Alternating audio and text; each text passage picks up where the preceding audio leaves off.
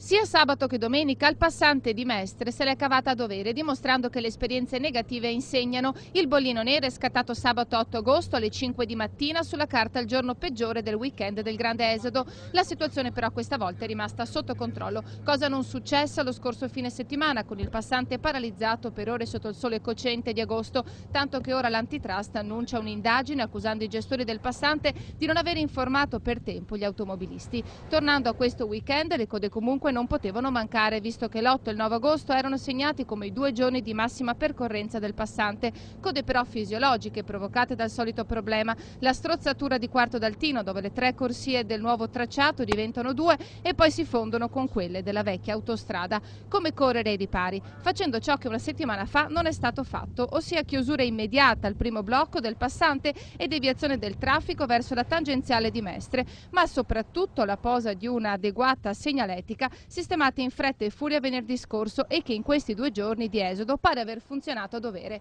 Non rimane allora che chiedersi come mai l'ANAS non si fosse organizzata prima per evitare i 32 chilometri che hanno bloccato migliaia di vacanzieri del primo weekend d'agosto.